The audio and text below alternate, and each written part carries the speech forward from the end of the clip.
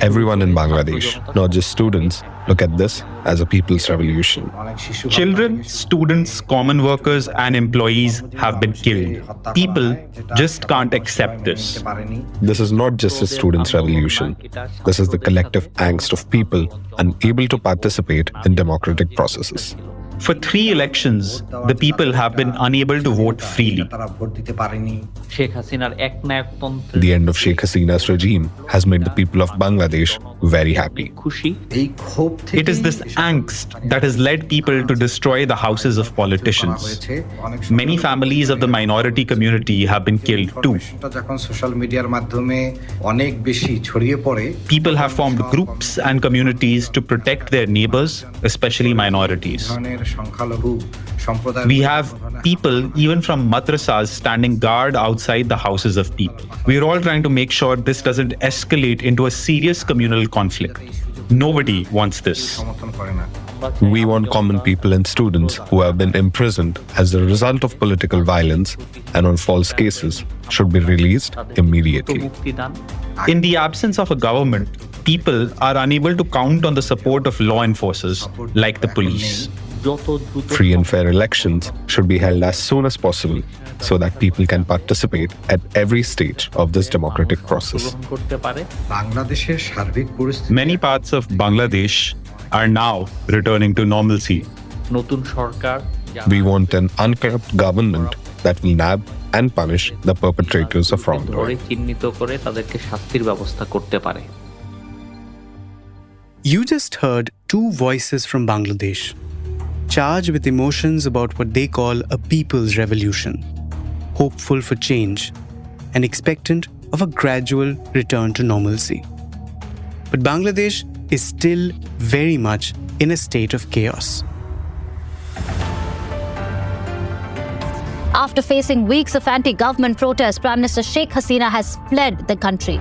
Visuals show thousands of protesters storming the palace of Prime Minister Sheikh Hasina, who has fled her residence for a quote-unquote safer place. Idols of Bhagwan Jagannath, Balbhadra and Devi Subhadra on the floor of a burnt temple in Bangladesh. We have some breaking news from Dhaka, and we understand that Bangladesh president has ordered the release of jailed ex-Prime Minister and opposition chief Khaleda Zia. The chief of the main opposition Bangladesh Nationalist Party was serving a 17-year jail term on charges of embezzling foreign donations. Nobel laureate Mohammad Yunus will head Bangladesh's interim government. The decision was made during a meeting between Bangladeshi President Shahabuddin, the coordinators of the anti-discrimination student movement, and also the chiefs of the armed forces. Around 10% of Bangladesh's population is made up of minorities. And right now, they are the soft targets. We've been seeing a lot of videos on social media, temples being attacked, Hindu homes being targeted, and properties being set on fire. Bangladesh is no stranger to strife. The product of a bloody revolution in 1971, the country has battled with military coups, extreme poverty, consistent job crises, militancy, corruption, and several instances of political violence and civil unrest across its history. The one ongoing, more chaotic than any witnessed by the South Asian region in recent times, has already claimed close to 500 lives, 100 after PM Hasina escaped the country. In this episode of The Morning Brief, we try to analyze what lies ahead for the country. What should the interim government look like? Will the ongoing crisis, limited to its borders now, escalate into a security issue for neighbors like India, with which it shares porous borders? Should India just wait and watch? Also, now with Hasina gone, will it be as easy as the last few years to remain friends with Bangladesh? We also try to retrospect. On what aspects has Bangladesh consistently gone wrong? Is it the failure to set up the secular nation that Sheikh Mujibur Rahman had dreamt of? Is it the consistent breakdown of democratic processes? Is it also opposition politics that has repeatedly jeopardized whatever positive strides the country has been taking in terms of economic development? Listen on. It's Thursday, the 8th of August. I'm your host Anirban Chowdhury, and this is the Morning Brief.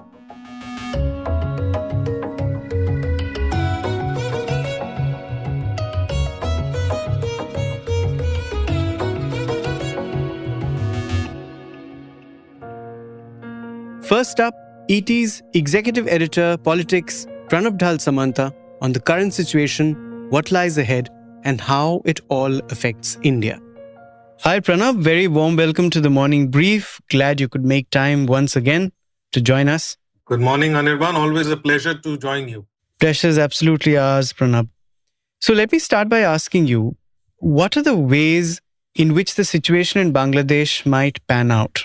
What we are seeing is an effort to put together interim government, and the army has taken charge. Now, there are a couple of scenarios. So scenario one would be that the army is able to sort of get together this interim government, which has a broad representation from some ex-army guys, some Jamaat guys, and maybe anti-Hasina intellectuals. And this interim government then sort of is enough for the people to leave the streets and go back. I think that is the first test. Now, supposing that does not happen and the interim government itself becomes a point of quarrel, then the scenario two, which is that this violence does not ebb and it spreads from Dhaka and cities into rural areas, which is not a great picture. And then you know how mob violence can move into targeted political killings of Awami League supporters and, you know, all of that, which can be terrible. And third is that there is martial law and the army clamps down and gets a control over the situation. But all three point to one outcome, which is a way to somehow get the people off the streets and restore law and order, a semblance of law and order for some kind of process to go through. So you said that the chaos could and will likely now shift to the rural areas and even the interiors. And we all know that India shares porous borders with Bangladesh. In fact, I come from a place, my birthplace is adjacent to a small town which has such borders. In fact, it was very common during my childhood to see immigrants coming from that side, rowing across the river and coming over to this side. But it's the security question is obviously not just about porous borders, and also there are other implications, diplomatic, geopolitical. How do you see these implications on India?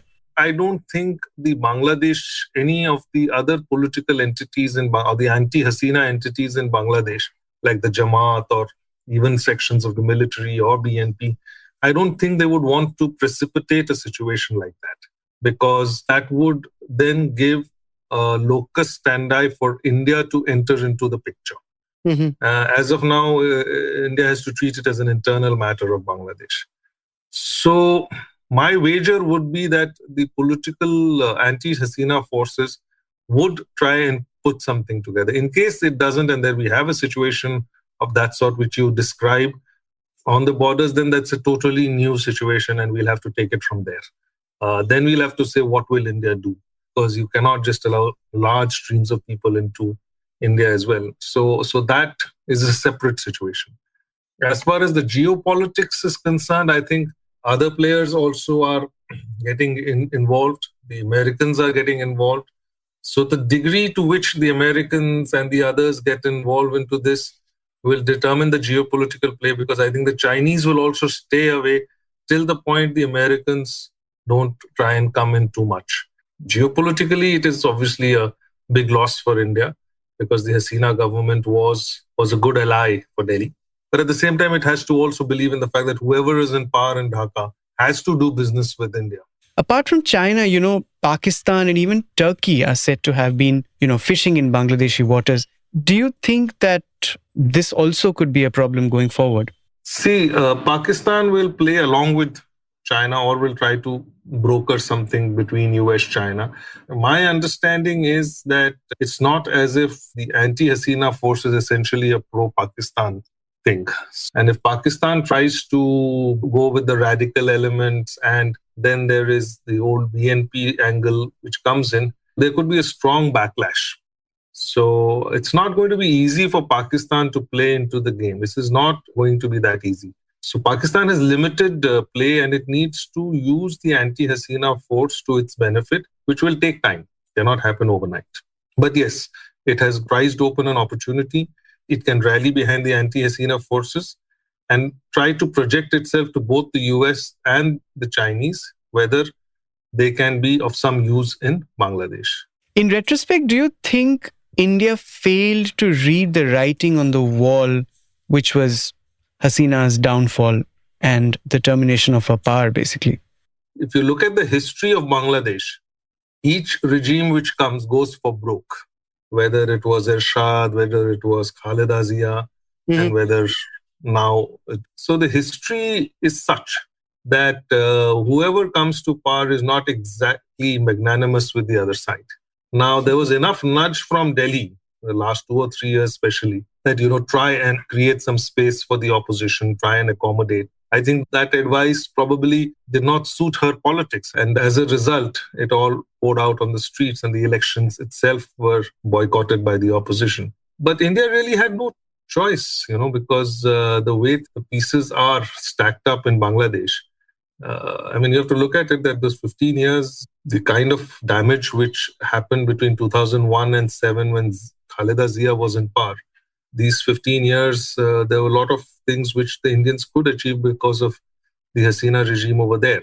It's one thing to say that, the downfall came suddenly, but there was really no other option for India. It had to back her to the hilt and continues to back her to the hilt at this point in time, allowing her to come to Delhi, etc.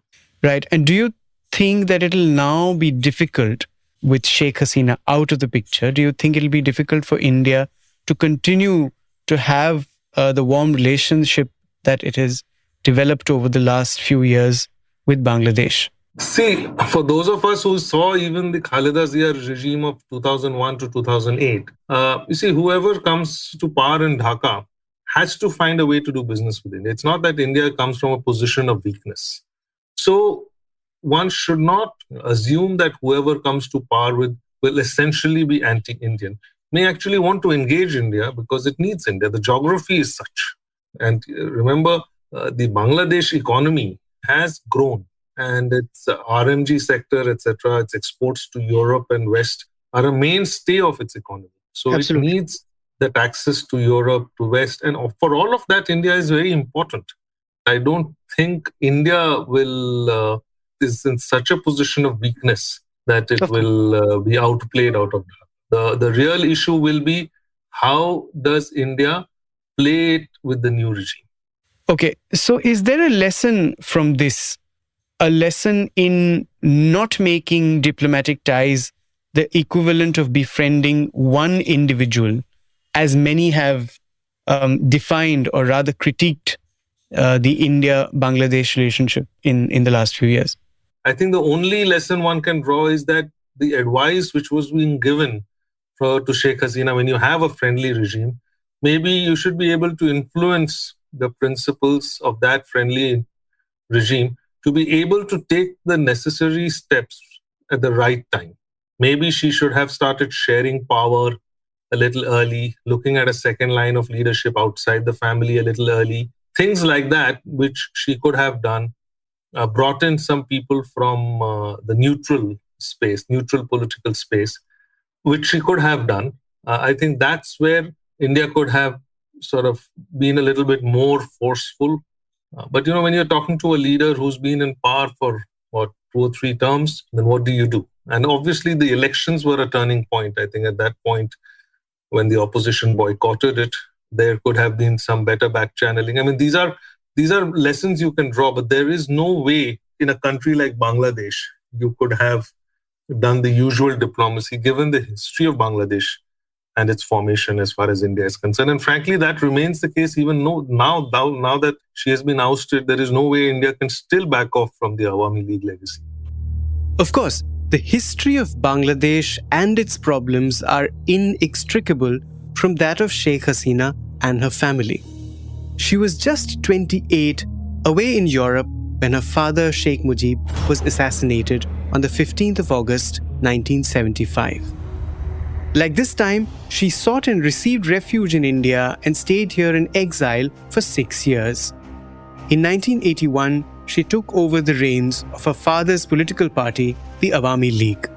And in 1996, she became Bangladesh's Prime Minister in the first of several tumultuous stints as the head of its government. It was in 2008 that Hasina started her unbroken regime. From a war-ravaged nation, among the poorest in the region, she transformed it into a development miracle. Under her reign, the GDP growth rate of Bangladesh increased from about 5% to over 7%. Aside of its key garment industry, overall construction and infrastructure began to rapidly improve. Also, Hasina was a master diplomat who could maintain cordial relationships with India on the one hand and China on the other. But Bangladesh continued to be affected by corruption, lack of jobs, and overseas funding crunch, inflation, and instances of civil unrest and mutiny in several sections of the society, from border guards frustrated with their pay gunning down 70 people to political violence that claimed more than 100 lives, to the repeated crimes against the minority sections. Elections have largely been dubious in the country. The last two, especially, have been accused of being rigged, despite the introduction of EVMs. There have also been reports of violence against members of the opposition party BNP. In fact, the BNP boycotted the polls in 2024. Now, the ongoing chaos started in July as a student movement against job reservations. And then it rapidly escalated to a mass movement, ruthless in its execution. While people have been protesting against current issues, there are callbacks to history, as early as Bangladesh's origins. Like the 30% reservations are for martyrs of the 1971 Liberation War. A massive trigger to the people's fury was Hasina's remarks comparing them to Razakars, or collaborators used by the Pakistani army to crush Bangladesh's independence movement in 1971. And the peak moment in the ongoing chaos and massacre came when protesters broke down the huge statue of Sheikh Mujib in Dhaka. So do answers also lie in the past? Why did Bangladesh constantly falter? For this, I spoke to Kingshuk Chatterjee, professor at the Department of History, University of Calcutta. Professor Chatterjee, very warm welcome to the Morning Brief. Thanks for having me. So I just wanted to start by asking you about this major difference of opinion on whether it's a people's movement against authoritarianism or is it Islamist forces, Islamist right-wing forces laying siege to a city with the intention of doing the same to the country. How do you see this? I would tend to agree with the view that says this is a people's movement against an authoritarian government. But there is no doubt that once the spontaneous movement began to appear as if it was going to be effective, the mobilization, the political mobilization of the Bangladeshi opposition that happened certainly had an Islamist component in it. This is not yet a slide into an Islamist morass, but it could get there. In your paper, you've dealt with the rapid Islamization of Bangladesh. Now, Sheikh Mujib followed a very secular brand of politics, and his daughter Sheikh Hasina claimed to and was also credited with, to a large extent, following the same brand of politics. When and how do you think did this break down?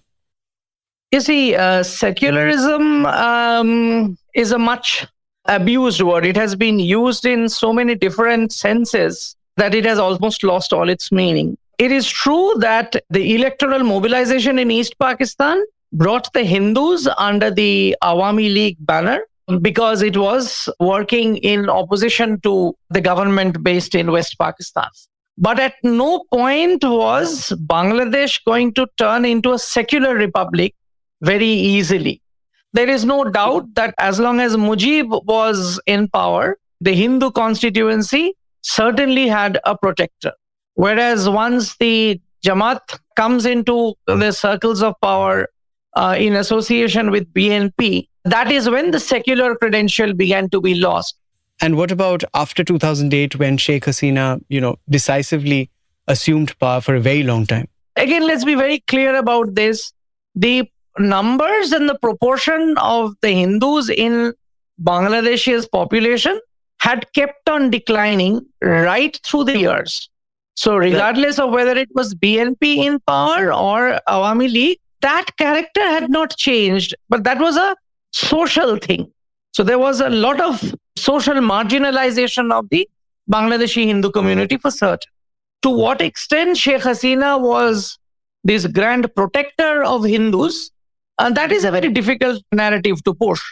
Of course, this is true that there was no conscious and systematic attempt to expel Hindus, but from that to make the case of a secular versus communal kind of an understanding, this is misreading Bangladeshi politics to a large extent. Understood. And that's very well put, Professor. You spoke about the political atmosphere, and that leads into my next question, which is, the fact that the politics of opposition has loomed very large in Bangladesh throughout its history, and it seems to have consistently impacted the democratic ethos and institutions in the country. I mean, both sides, Awami League and BNP, have consistently accused each other of unfair elections. And we are not just talking about the last two elections, especially the last one, which was considered a farce and a sham and, was boycotted also by the opposition. But how do you think the politics of opposition, how do you think it has impacted democracy in the country? This is the unfortunate story of Bangladesh's attempts at installing a democratic polity. Because Mujib, the founder of Bangladesh's democracy, was also the person who ultimately subverted it in 1873. And Ziaur Rahman may have done a lot for Bangladesh, but installing a democratic polity was not his contribution. So when Hasina or Khaled Zia came, the system they installed as a result is patrimonial democracy. So the institutional depths of Bangladesh's democracy were always very flimsy. And it was this reason why in 2005 and 6, there was this understanding that all elections would have to be held mandatorily under caretaker administrations. It was under one such caretaker administration that Hasina won the election in 2009. And then the undertaking was that Hasina would also step down in 2013 and a caretaker administration would ensure that a proper election takes place. And this Hasina never did. So this was the slippery slope away from a democratic threshold. So how do you react to the brand of political analysis, which is saying that the student protests in the country were just a decoy for unleashing larger mob violence to ultimately unseat Prime Minister Hasina? A large section is saying it was the opposition. Another slightly smaller section is even saying it's the military which wanted to take control. How do you read that? This is the problem. I mean, political interests may ask you to accept whatever argument is thrown, but let's take them one by one. If Bangladesh military actually takes over power, that would jeopardize Bangladesh's present economic performance that you see, because Bangladesh would swiftly lose its markets in the European Union. That is one of the prime conditions that the European Union has so far maintained, that we will not deal with a military dictatorship. And the military, Bangladeshi military, is different from Pakistani military. The Pakistani military has a major hold on Pakistan's economy. Bangladeshi military does not have the economic clout. So they have much less incentive to come out and take over power, and they are very likely to sort of cause a great deal of resentment and opposition. About the political opposition, absolutely correct. The political opposition to the reservation issue was basically dominated by the students and their demands that there should be no preferential treatment given to a candidate on account of that candidate's father's credentials, which is basically translates into party network. So in Bangladesh, do not dispute the authenticity of the students' movements and the credentials of the students' movement. Of course, this is true, that when the system began to sort of shudder from the repercussions, the political opposition moved in. But political opposition in India automatically is taken to mean in Bangladesh, political opposition is as if Jamaat and BNP and Jamaat are interchangeable. They are not. BNP and Jamaat are allies. Yeah. Jamaat basically represents the rural underclass and the urban underclass, which is trying to whip up the discontent that has sort of been teetering or rather simmering under the surface in Bangladesh for the last 10 years. BNP, by contrast, represents the urban middle class and the capitalist component in Bangladesh's economy. Now, for the last several years, they had switched over sides to Awami League, the capitalist class in Bangladesh. They would move back to BNP before the week ends. Is there a conspiracy? I don't see. If there is any, it is very well concealed at this point of time. Right. So how strong do you think the interim government will be? I mean, there are several concerns around Bangladesh right now. The fear of it falling to Islamist forces, the fact that, the interim government as an idea does not seem to be very strong. So what do you see happening in the next few months? See, this is the problem, because over 1 week or two, I would suspect you might see some turmoil, because once the forces of coercion do not seem to be in working order, the police have lost much of its credibility. So unless the army moves in very forcefully in the short run, the chances of political chaos are pretty high. Now, once that happens, all bets are off. Is the Islamist lobby in Bangladesh strong enough to seize power? I would have misread if I were to say yes. I can be proven wrong, but Bangladesh's Islamist lobby is neither institutionally nor politically as strong as we suspect it to be.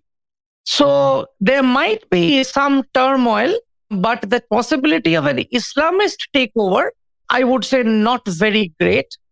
But it does not necessarily mean that Bangladesh would witness a smooth transition into democracy. That is too sweeping a conclusion for me to count to. It's clear that Bangladesh will take time to rebuild itself. The civil chaos will be only followed by a political one before stability of some kind is restored. For India, Bangladesh is one of its several neighbors in various states of decay or repair. Think Nepal, Sri Lanka, and Pakistan. As the strongest and the most stable force in the subcontinent, it is India's responsibility to do its bit to shore up their resilience. But Bangladesh is still too sensitive for any kind of intervention. So for now, it's wait and watch. You were listening to this episode of The Morning Brief. It was produced by Surohini Jain, sound designed by Indranil Bhattacharjee. Do like, share and subscribe to us. A new episode of The Morning Brief drops every Tuesday, Thursday and Friday on a listening platform of your choice. Have a good week. All external clips used in this episode belong to their respective owners. Credits are mentioned in the description.